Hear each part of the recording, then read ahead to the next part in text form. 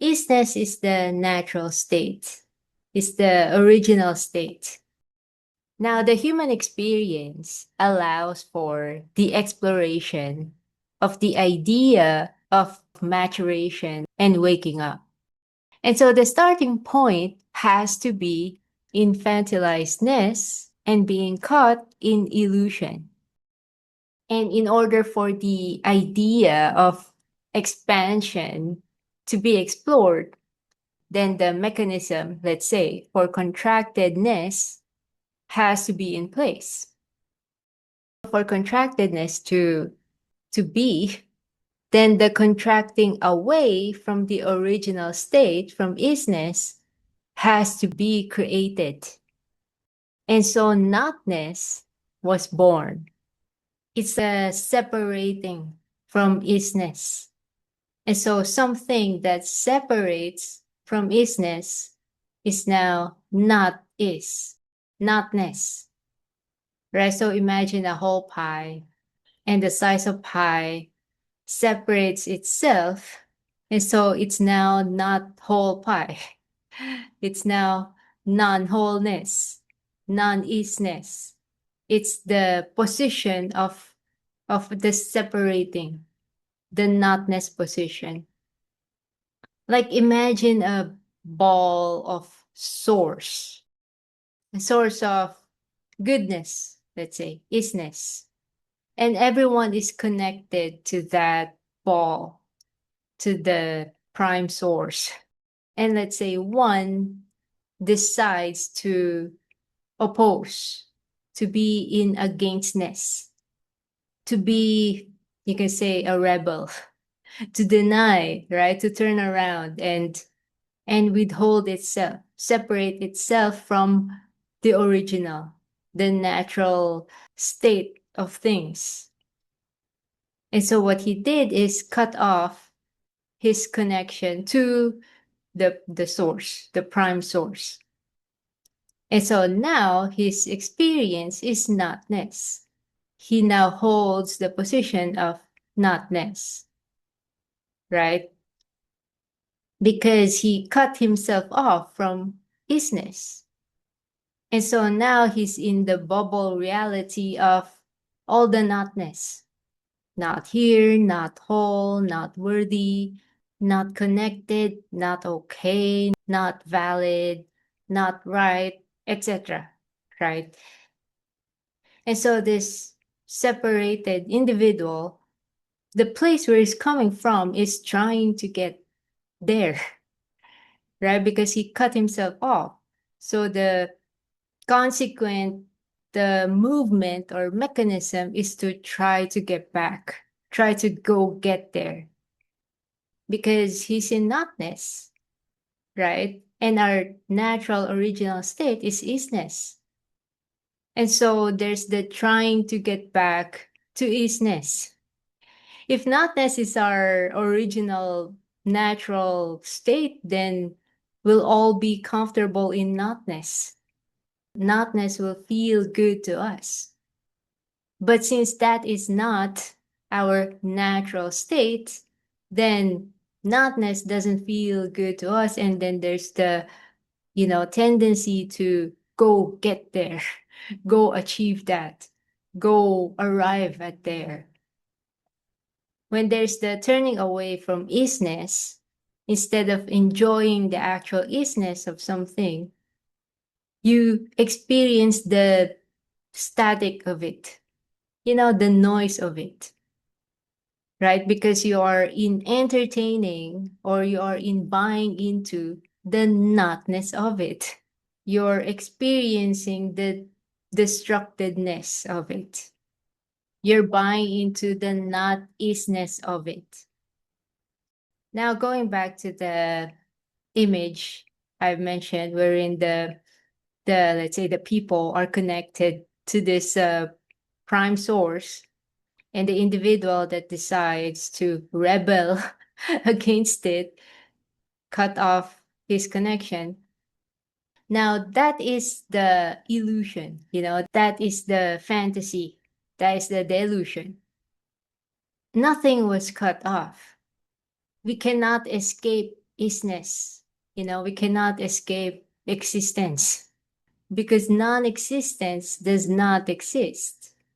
Once existence, always existence. By definition, non-existence doesn't exist. Just take a look at the word non-existence. It doesn't exist, right? So truly being cut off from isness is not the case. It's not the case, in fact. So what happens for that individual to experience notness in the realm of existence is to impose a myopia. So imagine from the whole picture where the individual is connected to the source ball, to the prime source, there was the myopia that was imposed and it zoomed in on just the individual. And the connection seems to be cut off, but only because there's myopia. The whole picture is not in frame, is not on view, right? So in this myopia, it's as if there's only the individual. It's as if the connection is cut off. But of course, in reality, if the myopia is dropped, then it can be seen that the individual is connected to the source, to isness. That the preoccupation with notness is simply that. It's like a play. It's like a pretend. You know how kids pretend and play house, and the experience is real, right?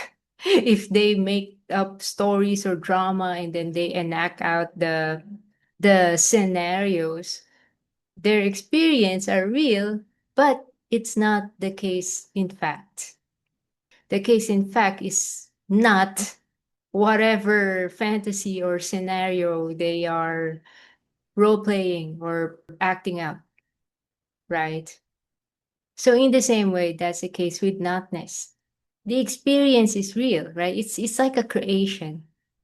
It's a notness creation, a notness experience within isness. It's the isness of notness. It's the isness of the experience of notness.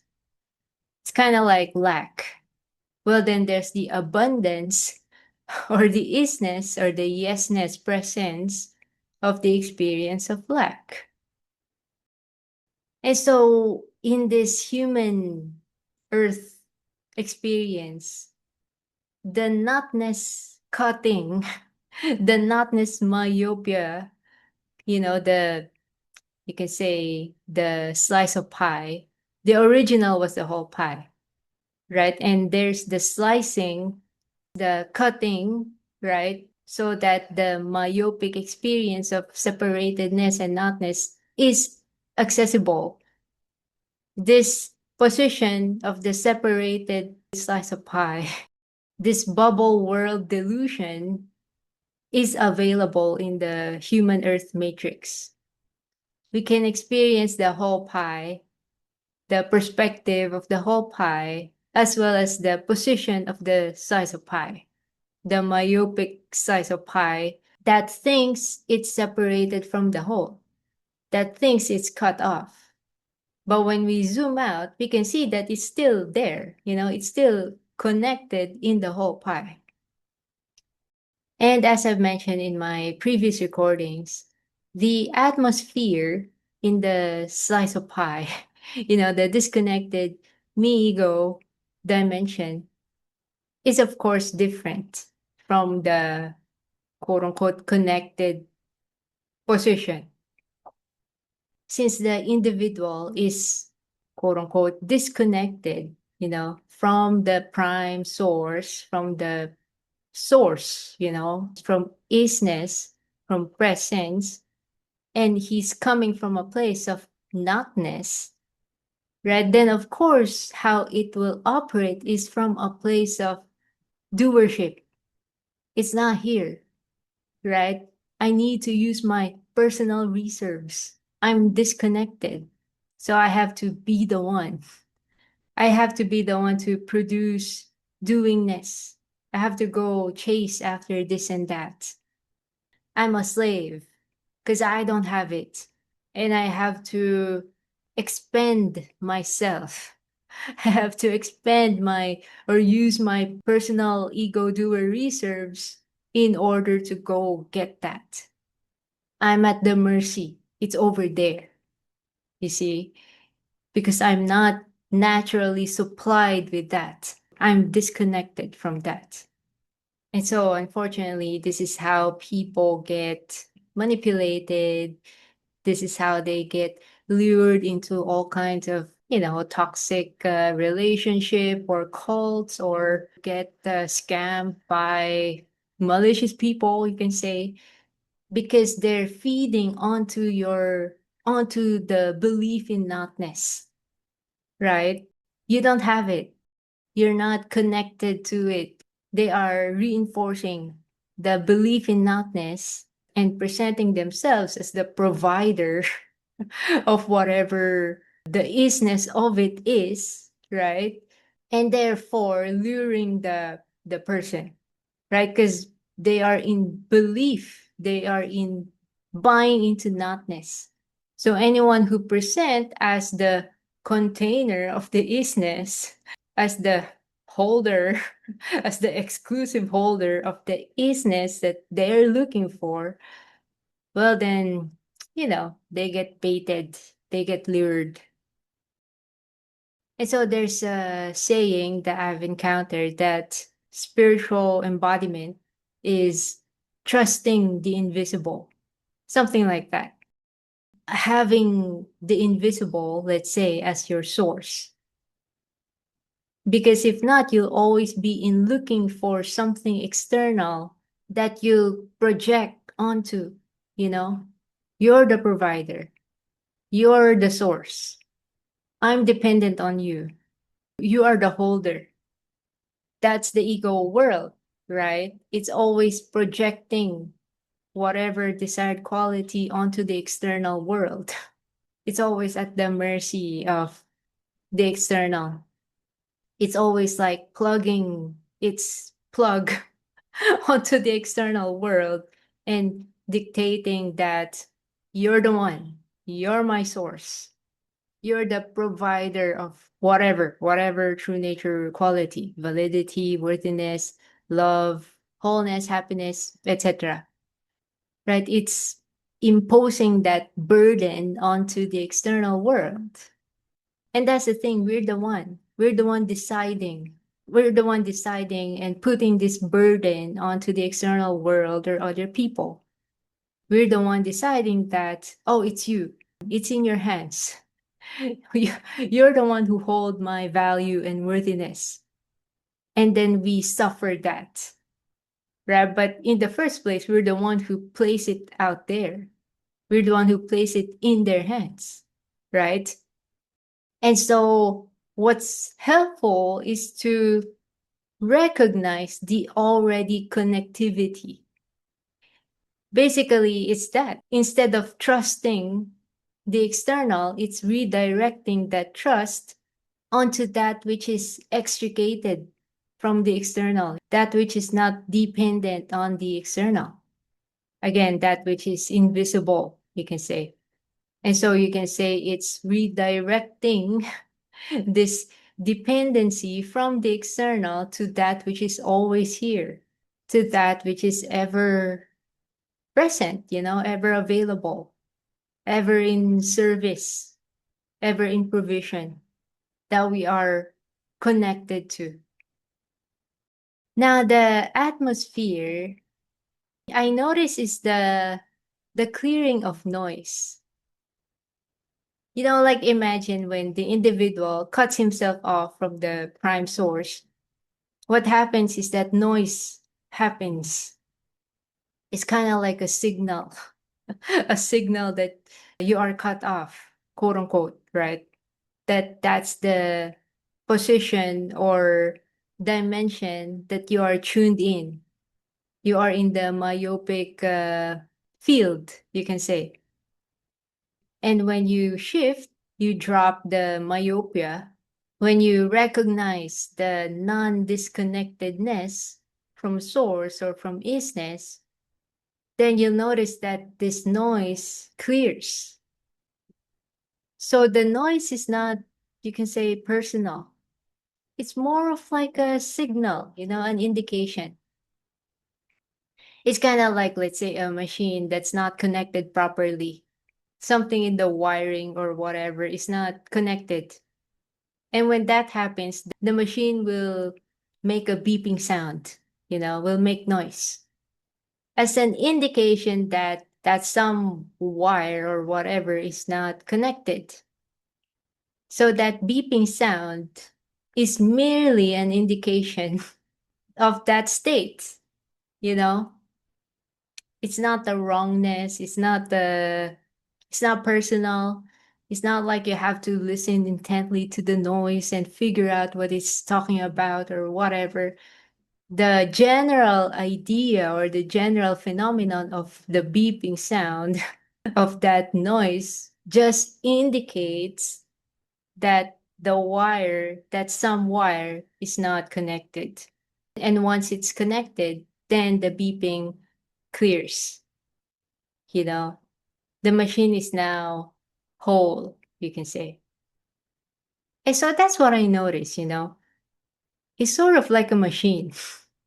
When there is the sense, let's say, of discomfort or disconnectedness or busyness, preoccupation, mind stuff, general static mind noise, instead of us trying to figure it out and follow the thought, deeper and deeper in whatever labyrinth it will lead us to, just as how the white rabbit in Alice in Wonderland lured Alice into, deeper and deeper down the rabbit hole. Instead of doing that, right, instead of getting lured, what's more helpful is to, you could say, wake up, just like Alice. She was able to, quote unquote, get out of the mess under the rabbit hole, not by resolving or trying to figure out each and every little thing inside there, which is totally unresolvable. She was able to get out by waking up from the whole thing, from the dream, right? You can say the quote unquote, the answer is not down there. The resolution, you can say, of a problem or issue is not found in the dimension that the issue is born in, is created in. So it's not about going into deeper and deeper convoluted, labyrinth and trying to figure out every single thing in there, which is an endless puzzle, right? An endless contorting and twisting maze, you can say. It's remembering, it's remembering that, oh, that's not reality. It's waking up to reality, basically. So from the place of the separate me ego, who uses its personal reserve, you can say, it's as if you are in using, let's say, of the reserves of the source, because you're not anymore disconnected from it. You're not anymore cut off from it. Hence, there's no need to use personal reserves to be the ego doer.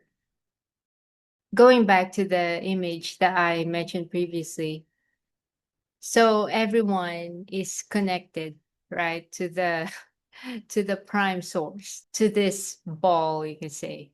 And so the people here are, you can say, in appreciation of this source, right? Because it's their provider. It's like your reference, like a referential base. It's their source of true nature qualities, of doingness, of wellness, of beingness, of identity, let's say. if the ego is victimized, then it's the one, this quote unquote source is that which holds empowerment. You see, there is accessibility or connectedness to this quote unquote resource. If the ego mind doesn't know, then the sense or idea of knowingness is held by this. If the ego is affectable and again disempowered by situations and the world and others, well, then this source is the one that's not affectable, you know, that which is ever staunch and unwavering. Again, it's your reference, your base, your source, your resource. So the place where they're coming from is being provided for instead of lack and disconnectedness. They are in recognition of this. And so when they operate, this knowingness that they are in connectedness of this provision of the source is included, you know, is not cut off, like in the myopic field of the ego doer. And so there is the appreciation. There is the, you can say, joy of being part of this, of not being separate from this. And so, as I've mentioned in my previous recordings, there's a kind of sense of dedicatedness, a kind of sense of surrenderedness to this. As of this time, currently in the Earth matrix, this seems to be the directionality, the lesson, you can say, is recognizing the invisible, that which is extricated from all external sources, and finding your power in that, right? Because no external source holds the quality that you're looking for. It's not gate kept, it's not held or jailed or contained in their hands, right? And so your trust is placed here instead of some external element. There's this sort of emptying out to it and enjoying the service of it, you can say. That's why in a lot of teaching, surrender is often mentioned. Whatever it is you surrender, right? Whatever you are preoccupied with or you're concerned about or worried about or whatever, the teaching strategy you can say is surrender. You surrender to it. Because in surrendering, you're releasing it from the hold of the separated me ego mind or the ego doer, right? Which is the dimension of notness. So in releasing from the hands of notness, you return it back to its natural state, to source, right?